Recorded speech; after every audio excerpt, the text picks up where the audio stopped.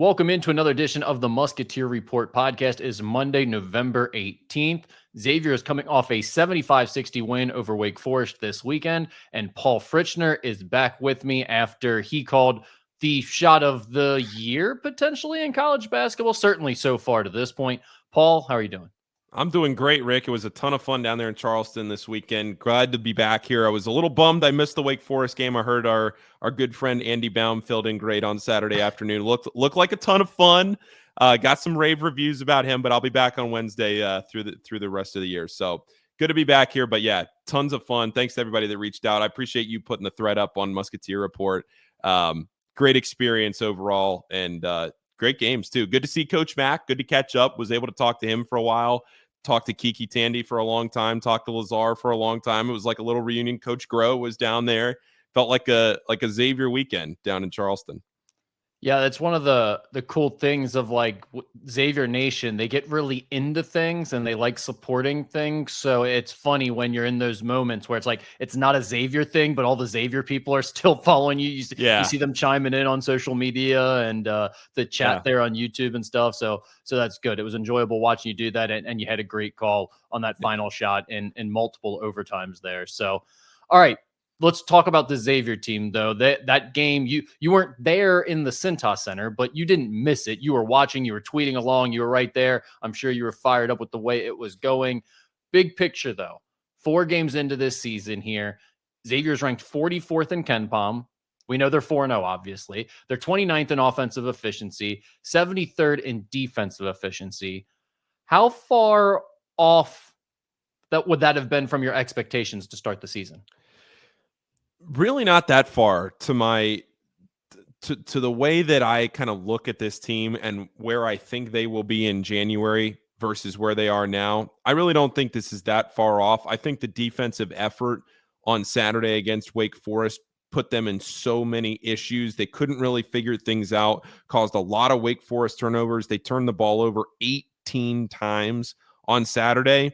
And that was what we were looking for after you didn't see it in the first 2 games. And it was good to see because those first 2 games, the offensive outputs from Xavier, I mean, they're scoring in the 90s. They score 94 and 94, but it didn't really feel like they were putting together their A-plus performance until maybe that Jackson State game, as that game went along. Now here you see it against Wake Forest. They're sitting, like you said, at 29th offensively. I think that number is only going to get better.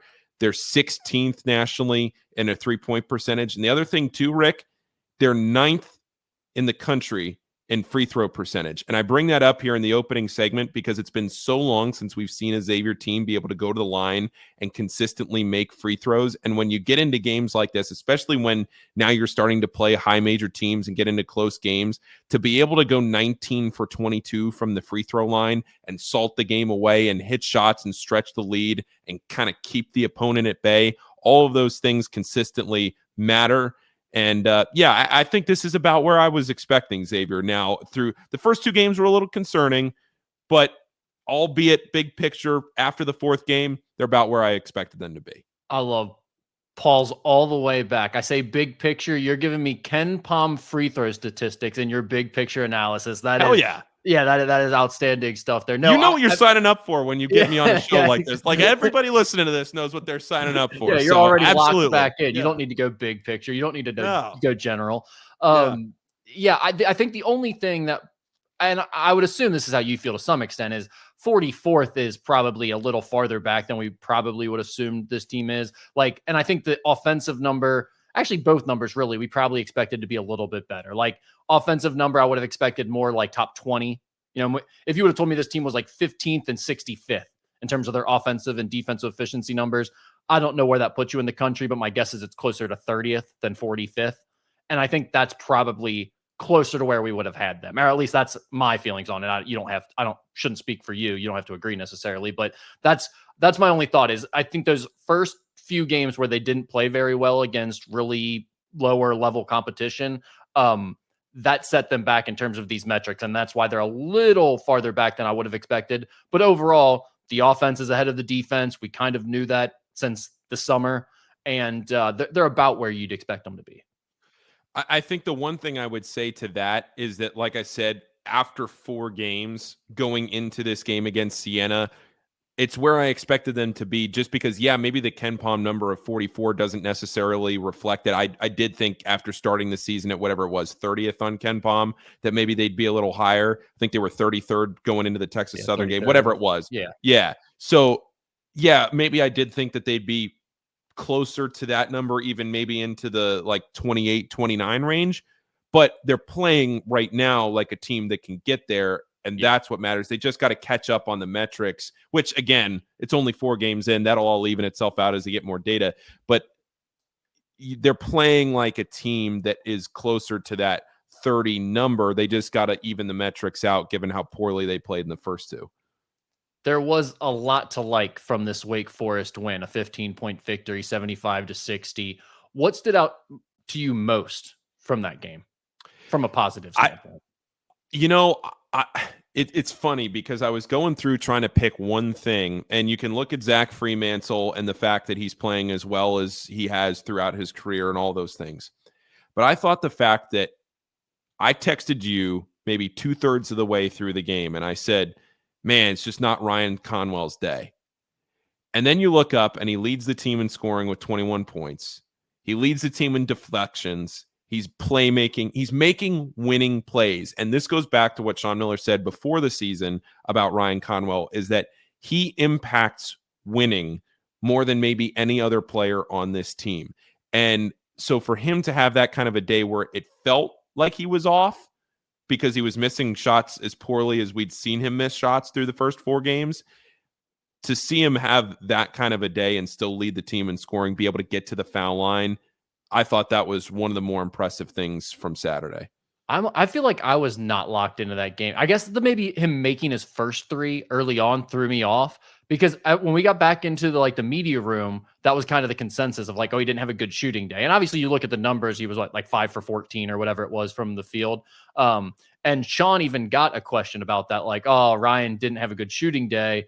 How good was it that he had the confidence to pull out and still have a good game overall? And Sean's like, yeah, didn't feel like a bad shooting day to me. He hit 4 3-pointers. Yeah. So, and that's kind of how I felt. Like, I'm sitting there through the game and I felt like Ryan, I'm thinking going in, it's Hunter Salas versus Ryan Conwell, 2 NBA guards that the scouts are there to see. And there were a lot of NBA scouts there, according to Tom Iser.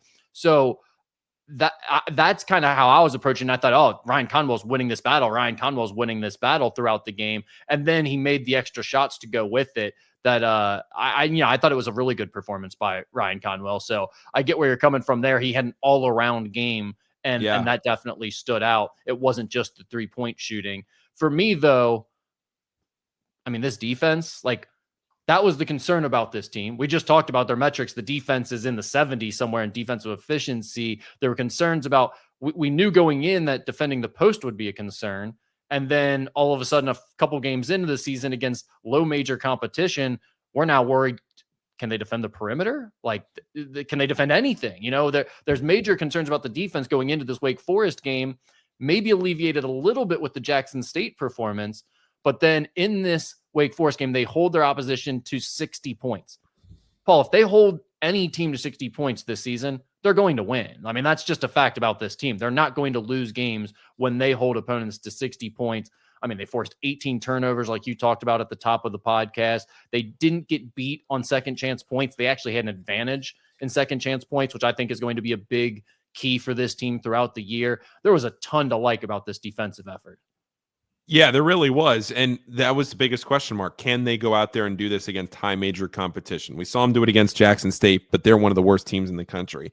Can they answer the bell against Wake Forest? Now, what I will say about Wake Forest is they've been shooting the 3-ball exceptionally poorly going into this game. They're 303rd in the country in 3-point percentage. They have, and that is a team that was expected to be much better offensively than they have been. They were picked 3rd in the ACC for a reason. They have just not shot the 3-ball well at all. And it didn't fall again. They were only 5 for 15 from 3 on Saturday. But Xavier had a lot to do with that. I don't think Wake Forest played their A-plus game, but I think definitely not. I think that Xavier and their defensive effort had a lot to do with that.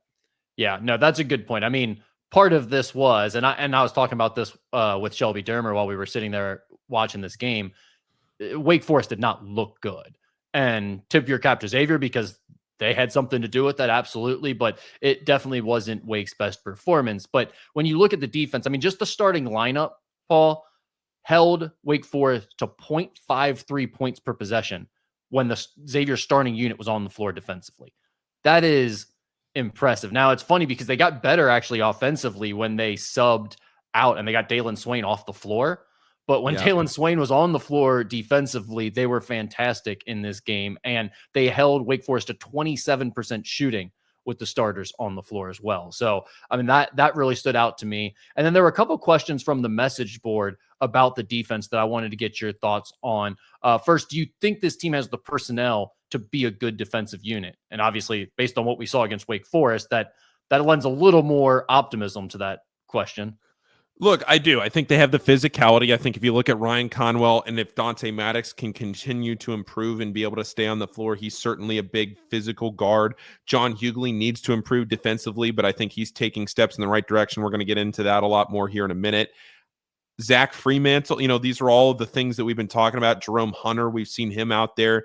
He's obviously somebody that throughout his career has really hung his hat on the defensive end. So I do think they have the personnel.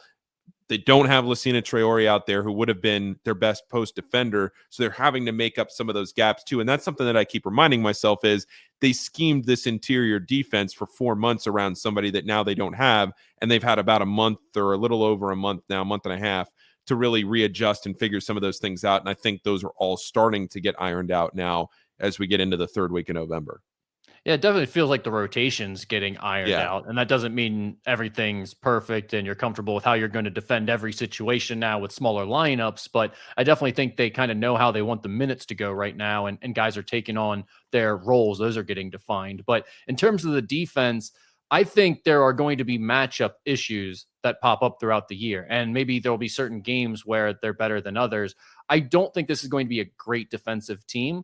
But I think they showed against Wake Forest that with this smaller lineup, if a team doesn't do a good job of exploiting their weaknesses, and I mean, give them credit, they made it difficult to exploit in this game, they can be pretty good because they move really well. They play that smaller lineup and they're getting rebounding from other positions than just that center spot. When you have Dalen Swain rebounding like he's rebounding on the defensive end, when you have Marcus Foster rebounding like he's rebounding on the defensive end, that helps out a lot, make up for some of this lack of size that they're playing with. And I think, they're going to have their issues that pop up, but I do think it can be a better defensive team than we originally expected it to be. I mean, in a kind of a silly way, it almost reminds me of the Bengals, where the Bengals this year. Don't say that right now, Paul. Hold on, let me finish. Let me finish my thought. Let me finish my thought because I've been stewing on this all day after that disgusting performance on Sunday. You're just taking people to such a dark place here. Hold on. I got it. Let me land this plane here.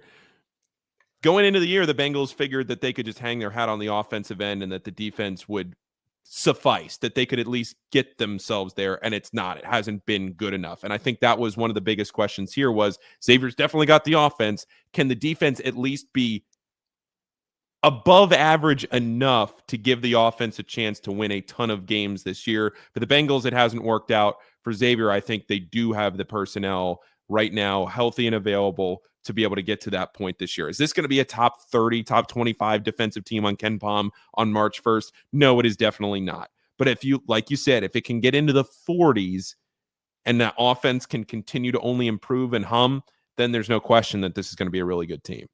I don't know what Sean Miller's target is. I don't know if he would tell you that he had a target for their defensive efficiency number with this specific group. I mean, I'm sure it's always top 25. They always want to be top 25 in offensive and defensive efficiency in those KenPom metrics. But I think with this group, if the number I had in mind was get inside top 50, if you can get inside top 50 with your defense, I think that gives this group a real chance to make a run. And again, some of it's going to depend on matchups in the tournament, but the top 50 defense would give this group a shot to do something special. The second part of that question from the message board at Musketeer Report was, will they need to change their scheme to stop good perimeter shooting teams? Obviously, this is because of the pack line defense, the early issues defending perimeter three-point shooting against some of those mid-major teams. What are your thoughts on that? Well, that was a question you threw it at me. I was going to throw it back at you. Do you think that the pack line is an issue. I mean, it's such a standard. It's an identity of this Xavier program. So it's tough to say, can you're not switching out of that necessarily. Yeah. But with the way the game has evolved now in 2024 and so many teams being perimeter oriented, shooting a ton of threes, whether they're making them or not, they're still attempting a million threes a game. Does the pack line concern you at all?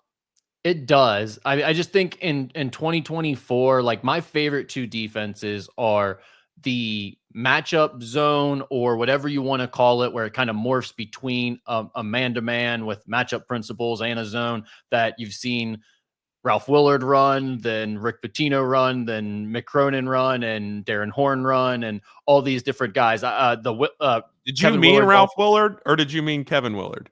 No, Ralph Willard was the originator, the dad. Oh, I know. I just didn't know if you were okay. No, he was the originator of the defense, but obviously the weird thing is Kevin doesn't use it as much as you would think being his son. I mean, he kind of does, but they mostly just play a man-to-man. Yeah.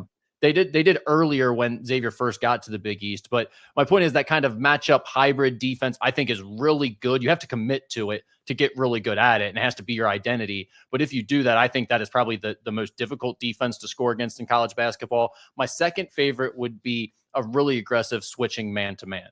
Now, all of that being said, Sean Miller knows a million times more about basketball than I ever will. He knows what he's doing. It's not, you know what I mean? Like, I think you can win playing any type of scheme.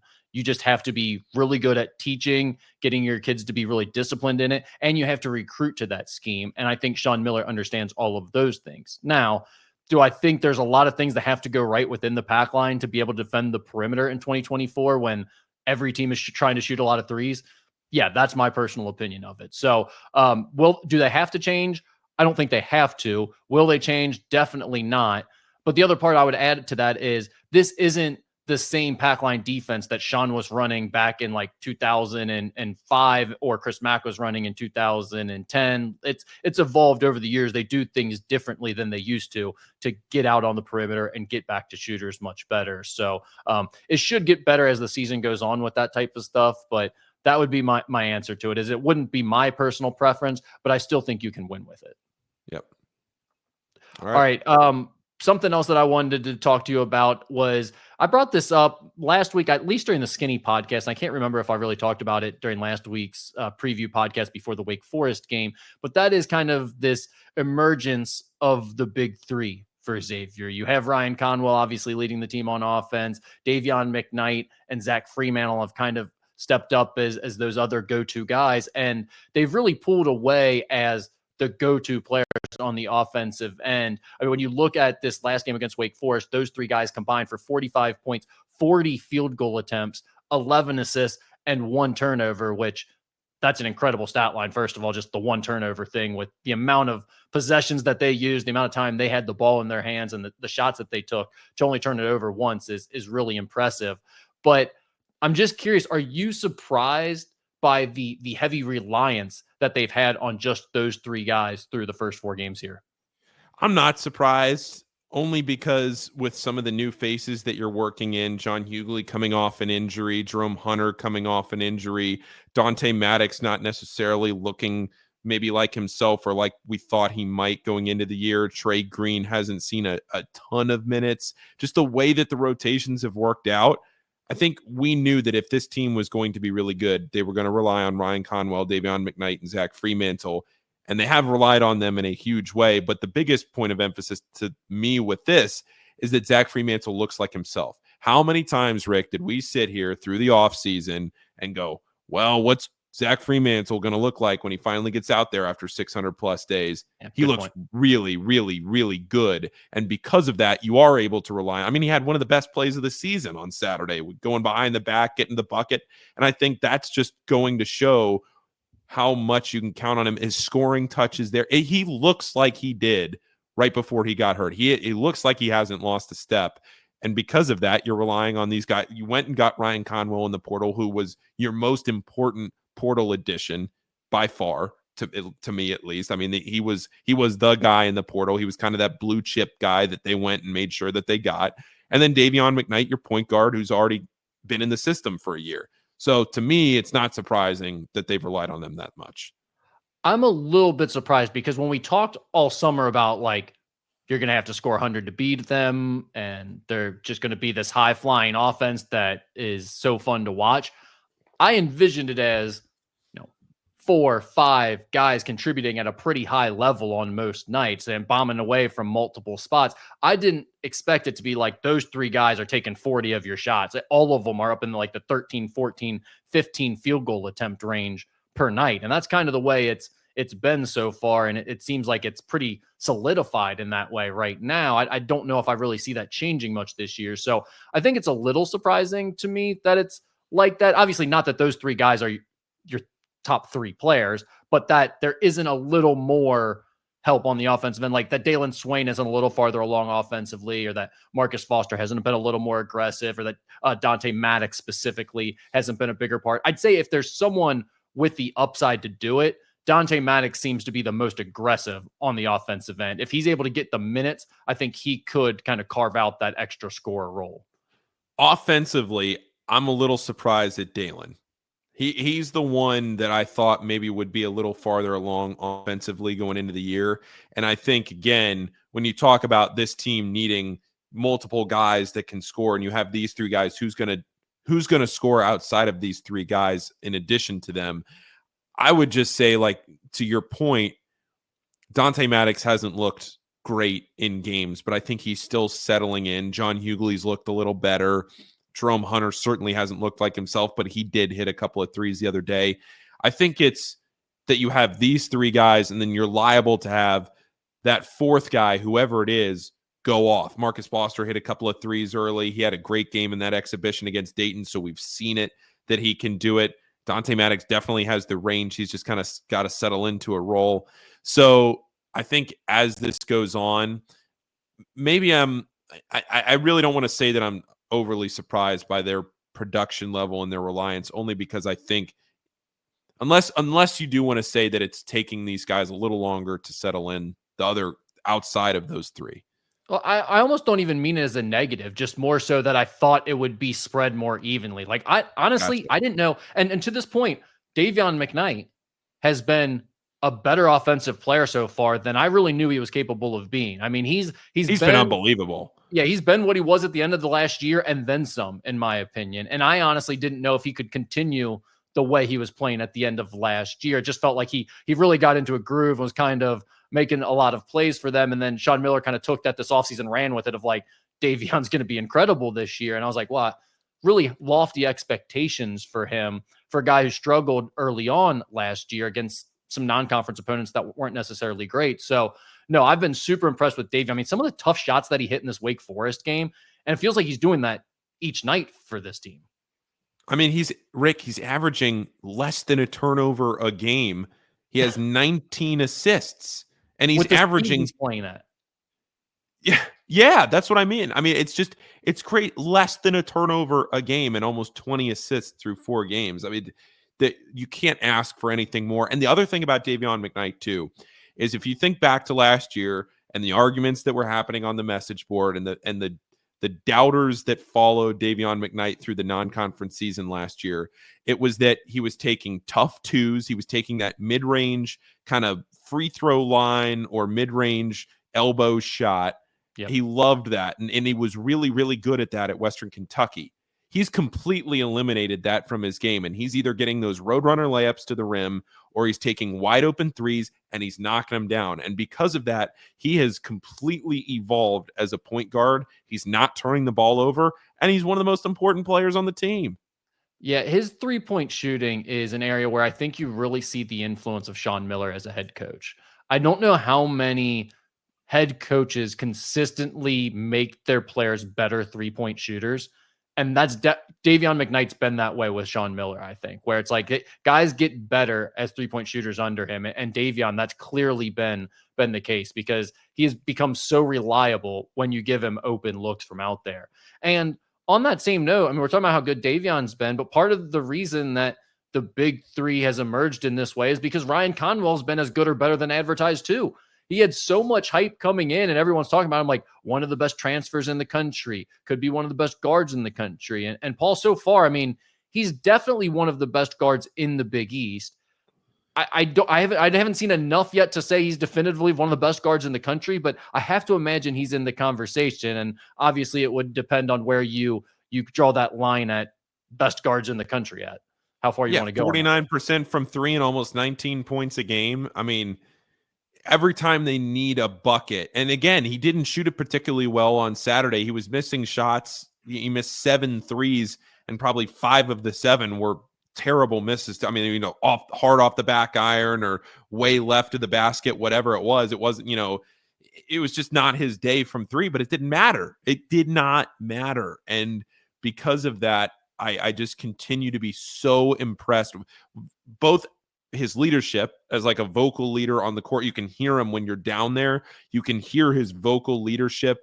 He's very stoic. He's very under control. He appreciates the game. He lets the game come to him. And because of all of that, he's emerged as probably the most important player on this team. As we said he would going into the year, it's just, it's played out.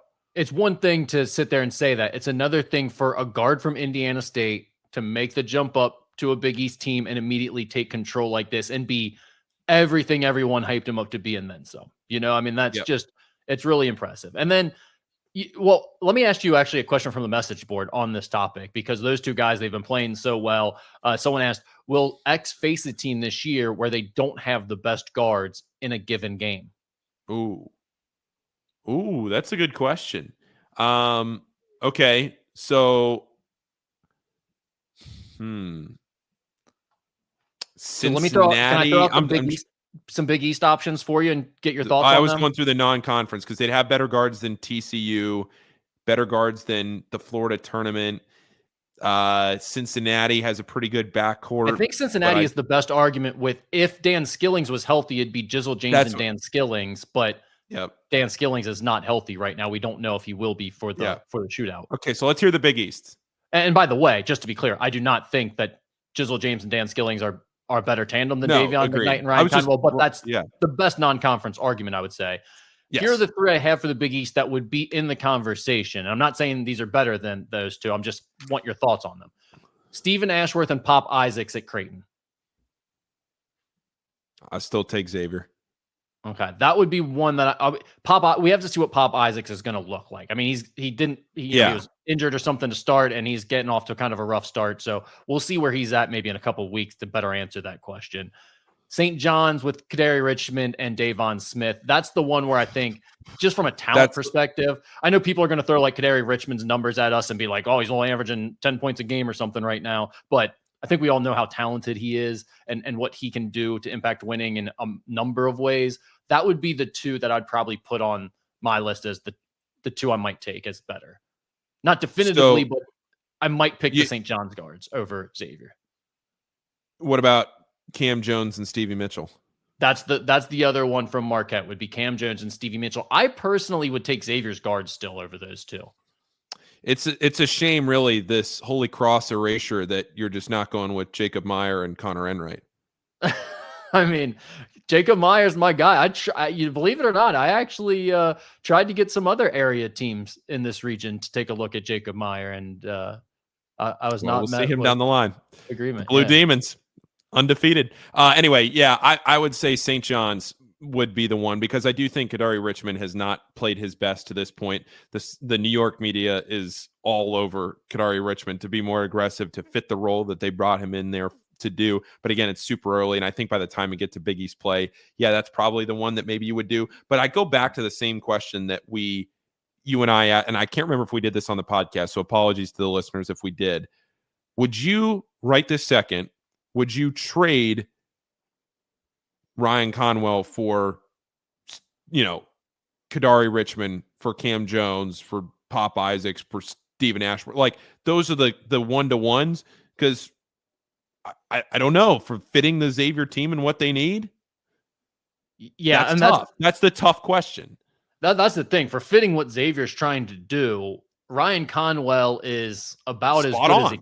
Yeah, it's about as good as it gets in terms of fitting the system and what they need. And I like one-to-one. Do I want Kadary Richmond or Ryan Conwell? Yeah, like I want Kadary, but that's not. We've already kind of seen Xavier with that type of guard in their system last year, and it didn't work out for them. It wasn't enough. So I agree with you. I don't think I would trade Ryan Conwell straight up. So to answer the question, there's going to be very few games in which you're even questioning whether another team has as good a guards as Xavier. I think we laid out a few of them that might be the case, but I don't think it's definitive in any of them.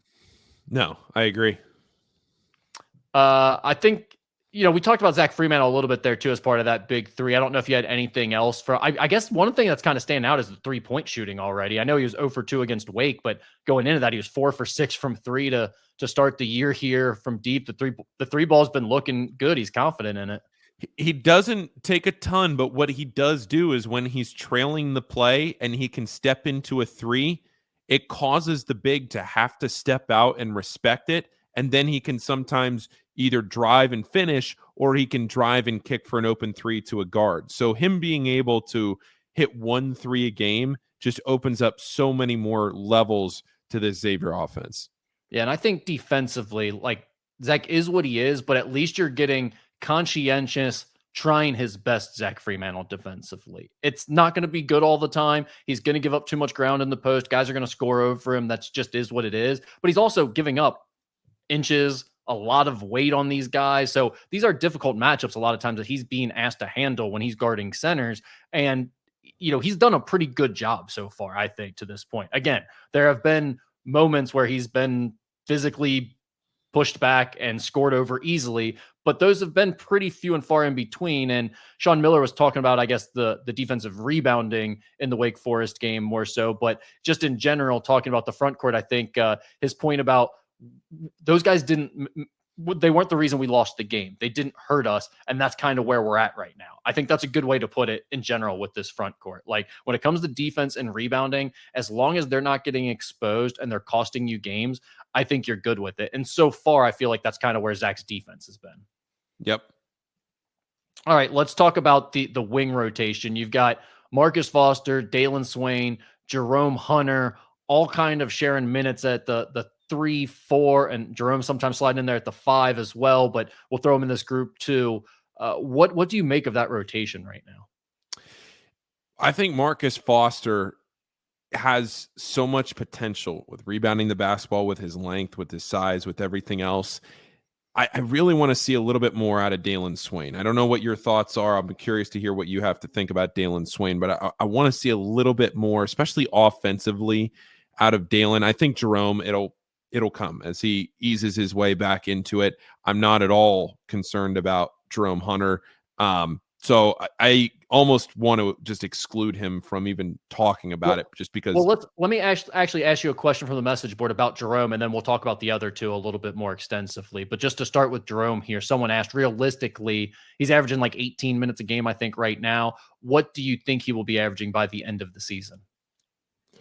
I can't imagine it would be more than 22, maybe. You think it would be more?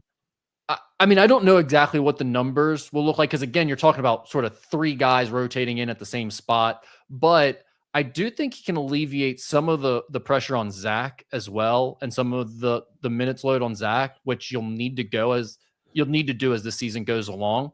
And I think Jerome, like you said, he's getting better. Like, you can see it each game. He's looking more fluid. Some of the rust is coming off. Offensively, he's getting better. Defensively, he understands the system so well that he helps you when he's out there on the floor. I get the sense that Sean is pretty optimistic about where Jerome's going, and I could see Jerome taking on a bigger role. I don't know that it's much more than the minutes you laid out necessarily, but I don't think it's going to stay the same or decrease. I think it's going to be closer to starter minutes. And I don't even think it'd be crazy if they moved Jerome back into a starting role and like tried to get something out of Dalen by making him the 6th man. Or tried to get something out of Marcus by making him the 6th man. The one thing I wonder about Jerome Hunter maybe alleviating Zach Freemantle or playing more minutes defensively at the 5, things like that, would be, how does John Hughley progress? Does John Hughley continue to get better? And if you see Hughley tick up toward the 18 to 20 minute mark per game, then that's where I would fall at Jerome playing in that 22 range. And I'm relying on what Sean has said, that by January or early February, that's where we want John to be. So that's kind of my thinking there on Jerome. Yeah, no, that's fair. I mean, I feel like he's been optimistic about both of those guys recently and their improvement and the fact that they're just going to continue getting better as the season goes along. So if you're a Xavier fan, I think that's a good sign that both of those guys, at least the head coach seems to believe that they're moving in a positive direction and that Jerome looks healthy. I thought he looked good on Saturday. I mean, he had 8 points, knocked down the 2 threes on 3 attempts, 3 rebounds, 2 blocks in his 18 minutes. So, yeah, I think that around 20 minutes, about half the game feels right for him, but it wouldn't surprise me if by the end of the season, he sneaks up to like 25-ish, maybe even slightly more than that minutes per game and is in almost a starter-like role, if not actually starting. Now let's go back to the other two guys, because it feels like Foster to me, feels like he's settling in. He's so solid. And we even saw him initially. Dalen Swain was guarding Hunter Salas, the star guard for Wake Forest in this game. But as the game went along, I thought Marcus Foster was on him a lot. And I thought Marcus Foster did a really good job against him defensively. So it feels like Xavier kind of has two options now defensively to guard the other team's best perimeter players. Marcus Foster can be such an X factor for this team. Even if he's not scoring a ton of points, he can be such an X factor, rebounding the basketball and playing solid, reliable, steady defense. He's got to play that role. He's got to be consistent in that role. He's got to be steady in that role. And if he is, he's going to have an immense impact over the next 3 months. And I think that's kind of the question is, can he do this consistently? Because like, especially in this matchup against Wake Forest, where you're being challenged with an NBA guard like Hunter Salas, he looked great. But watching him at Furman, it's like, he didn't perform at this level all the time defensively. So can you get that type of performance out of him on a consistent basis? Now, one thing I'll say is he's in better shape now than he was ever in at Furman. He's lost some of the weight. He's leaner for sure. The body fat percentage is lower. So maybe that's going to help him compete more consistently, play longer for longer stretches on that defensive end. But yeah, I just think he's looked solid. And then with Swain, it's weird because on one hand, I want to be like, man, he's been important to this team. He's made some really impactful plays. Some of the things he's doing in transition where he'll grab a defensive rebound, then lead the break himself, and it leads to a play for someone else. He's not necessarily scoring, but man, those are some big momentum plays when he changes the ends of the court that quickly and it gets someone else an easy bucket. And defensively, we've seen what he can do guarding the opponent's best player sometimes, and defensive rebounding, he's been important.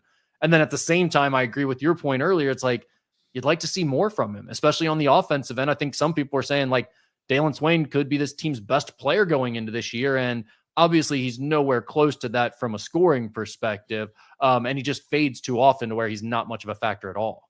Well, and remember when we were sitting at Dana's earlier this fall and we were talking about our lineups, and I mentioned Dalen Swain as being in my need a bucket lineup because I thought what he was going to bring to this team was more aggressive. And again, we're 4 games in, right. But there have been so many opportunities for Dalen where he catches the ball on a wing and he just hesitates for a half second before he realizes he needs to drive.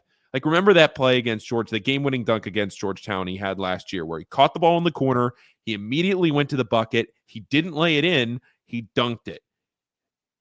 He needs a little bit more of that where he gets the ball on the perimeter. And what I will say is, at least in practice, he's become a much better 3-point shooter. Like that's something he has worked on a lot in the offseason. So I'm almost wondering if he gets the ball on the perimeter and he has this slight little hiccup where he thinks to himself, wait a second, I can make these now. Should I shoot it? Or should I go do what I was always good at, which is driving to the rim? Yeah, that's funny you say that. I was thinking the same thing as you were bringing up the 3-point shooting is like, it's almost like he's settling a little bit too much with the hesitancy that you're talking about. It's almost like, should I shoot this? Am I open? Am I not open? It's like, don't worry about it. Your gift is your ability to explode through a lane and go dunk on people and use your athleticism. And I think we saw moments of that in the preseason that got everyone excited, where he'd just take over for stretches of practice and he'd just be relentlessly attacking the rim. And it's like, man, no one can guard that version of Dalen Swain, but we've yet to see that so far in real game action. And in live action practice, he's hitting threes. So it's not like he can't do it. I think, again, it just becomes this kind of situation where he just gets caught in between. He gets the ball in the perimeter. He has 5 feet of separation. He has enough time to take a three if he steps right into it. But by the time he decides whether he needs to take the 3 or drive to the lane, the defender's already closed out or somebody's rotated over or whatever's happened that angle might not be there in the same way. And then either he gets fouled, he goes to the line, or it's a rejected shot, whatever it might be, that you're creating more difficulty for yourself by just waiting that extra half second. Yeah, and I think the good news is it doesn't seem like his lack of scoring or the moments when he's not as involved on the offensive end are leading to a lack of intensity or production in other areas. Like, it seems like he's buying into his role as a defender and rebounder and energy guy all the time. You'd just like to see him bring more of that potential to the offensive end as well, I think. Yeah. And I mean, he's 4 for 30 from 3 in his college career. So I'm not going to sit here and say that he's some sort of a prolific 3-point shooter. But because he's 4 for 30 from 3 in his career, he worked on that significantly through the offseason. He has become a better shooter. It just has yet to pan out. And I think if he does start to hit, like, I would love to see Dalen hit 2 threes against Siena, because going into next week, getting up and down against South Carolina and either Michigan, Virginia Tech, that'd be nice to have an extra little piece in your pocket. Yeah, it would be good to see him just get some more confidence going too, Yeah. because like we said, if that version of him that we saw sometimes in the preseason where it's like takeover mode, go to the rim every time I get the ball, just rip and drive, if that comes out some more in games, man, does this offense become even more difficult to defend all of a sudden, because you do have that really difficult matchup as a fourth option to go with the big 3. I want to talk about the backup guard battle, because this is a storyline that we've touched on throughout the entire offseason, throughout the entire preseason, and it feels like we're starting to see a little bit of separation maybe. Is that the sense you're getting between Dante Maddox and Trey Green, that we're starting to see some separation? Yeah, I do think so. I think Dante's starting to settle in. I think I've said settle in. Maybe we should have a little counter. If somebody could, go back on this episode and count how many AI's times got I've to be said able that. to do that for us. Oh, there's probably a transcript somewhere. Yeah, Yeah. when this goes onto YouTube. Yeah, I'll control Command F how many times I've said that here on this show. So apologies. But every time when you're thinking about Dante Maddox or Trey Green, you're thinking who's going to get those minutes. It's starting to become Dante Maddox, which I think is what we expected, but that's where it is, at least right now.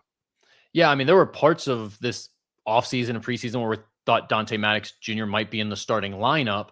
And then it became pretty clear that, okay, he seems more like he's battling it out with Trey Green for those extra guard minutes.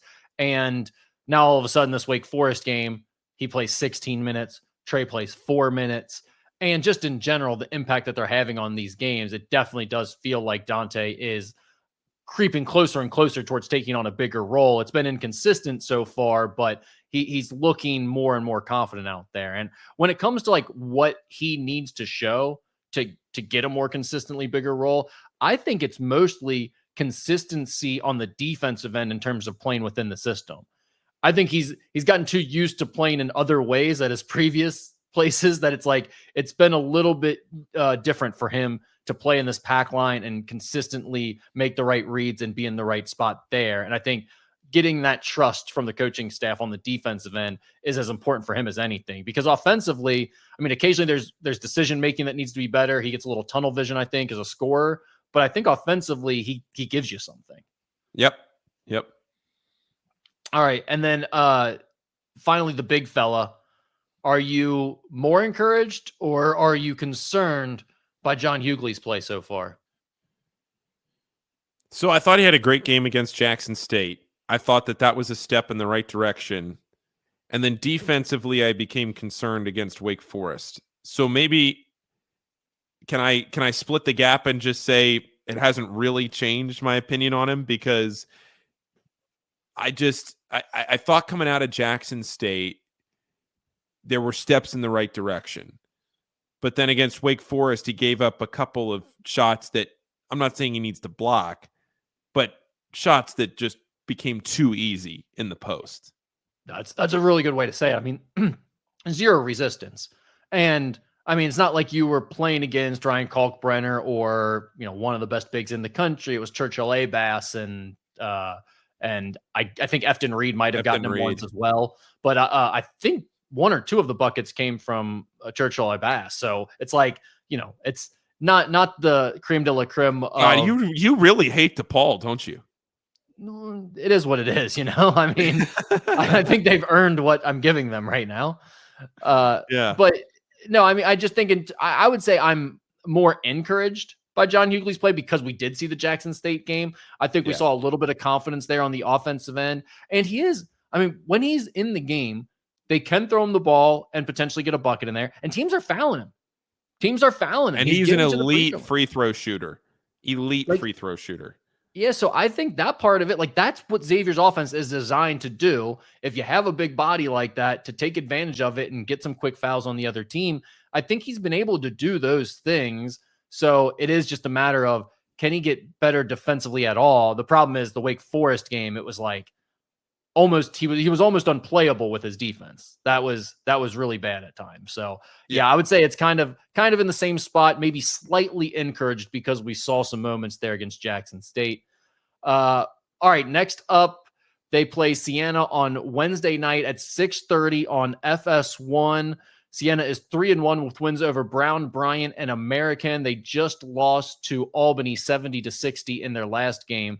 Reminder, Reed Ducharme, former Xavier player from last year, he was a freshman and then transferred this offseason, is on their team. In their most recent loss, he had 0 points. He was 0 for 3 from 3 and had 1 steal in 13 minutes of action. He has yet to really get this season on track. Siena is ranked 306th in the country in offensive efficiency. They're ranked 314th in pace. So not a very good offensive team so far, and also a very slow-paced offensive team, kind of exactly the opposite of what Xavier is going for on their end. So it's going to be kind of clashing styles here. Paul, I have a couple more questions here, but any thoughts on the Siena matchup coming up? All I would say is that of the 3 bye games left, Siena is the best team for whatever that's worth. I think Siena is the best of the 3 bye games left. And that might be saying something about what Xavier is then going to face in South Carolina State and Morgan State afterwards, because this Siena team is not very good. Xavier should win this comfortably. But of the 3, if they were to, put up any kind of a resistance, I would say Siena would be the one team that maybe you kind of look at as but again, I mean, they're what, 295th on KenPom. This shouldn't be a game. Yeah, I think the big thing you're looking for here from Xavier is just some consistency to the defensive effort that they showed against Wake Forest, right? It's like, don't take the foot off the gas all of a sudden and then have a slip up where you give up 10 3-pointers to a mid-major team again all of a sudden, right? Like keep playing the way you're playing defensively and keep the momentum going. And they do, I mean, they're not a great 3-point shooting team, but they shoot it at 35%, which is about right smack dab in the middle nationally. So yeah, I mean, if they do anything, they can get to the offensive glass and they can shoot the 3 decently well. They're led by a really short point guard. He's under 6 foot, who's quick and shoots a ton of 2s and tries to get to the free throw line a bunch. That's their leading scorer, but then he'll kind of like drive and spray out from there and look for some shooters. So yeah, it's definitely going to be something that they have to be concerned about in this game, and defending without fouling will be a key as well.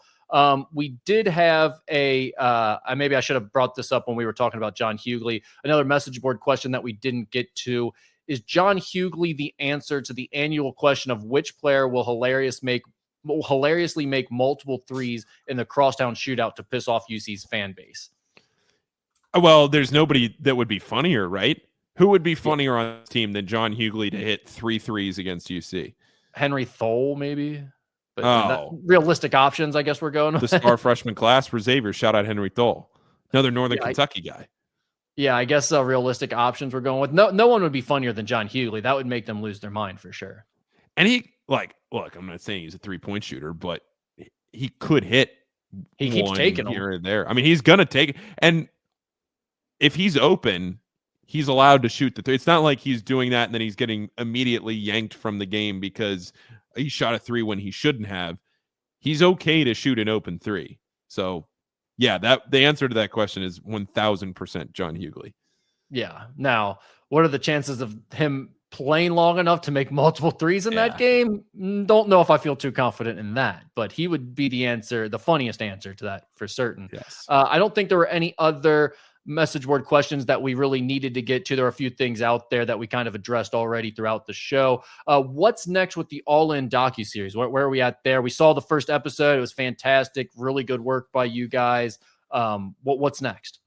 Yep. So we're wrapping up editing episode 2. Josh is hard in the lab, wrapping up editing episode 2. I believe that is scheduled to come out not tomorrow, Tuesday, or today as people listen to this Tuesday, but next Tuesday, the 26th, that one's due. So the day in between Xavier playing down in Florida. They'll play Monday and Wednesday in Florida. We have an episode supposedly due to come out on Tuesday. I say it's supposedly only because we got to make sure that, everything gets done and checked off this week to make sure it gets out there. But to me, it's on schedule, and it's another good one from Josh, as it always will be. So I'm excited for everybody to see it. And again, it's kind of wrapping up the off season into the start of the season. So that's where I said a couple of weeks ago, for the people that were watching that were wondering kind of where you are in real time, we're now getting sort of caught up into episode 3 with where you are and what's happening with the season and how everything's going. So will this include some game action in this episode, or will that be episode 3? It'll include bits, not a ton. It'll have the Dayton exhibition in it, and then kind of leading into the first week of the season. There you go. So a little bit of teaser. Anything else that you wanted to state now that the first one aired? Was there anything that you weren't able to say before it was out there? Or? No, I mean, I guess I should just say I appreciate everybody that's watched and listened and commented and reached out and watched it multiple times and everything like that. I think the feedback has been great. It is funny watching it now and learning, and the three of us realizing some things that we want to do going forward, and always trying to improve, always trying to get better and shoot different angles, capture different things, give people different looks. Out of the people who are in it, who's had the funniest reaction? Who's said the funniest thing to you about it? Oh, like the players actual, or staff around members the team or coaches? Yeah, who's had the funniest reaction to being something they did or something they saw watching themselves? That's a good question. I honestly, because I was down in Charleston, I didn't really get a chance to. I guess you weren't around right after it aired, right? I haven't too much seen everybody to ask. I did in general, talking to the guys over the last couple of days, they all loved it. But I was trying to think if there was anything funny that came back.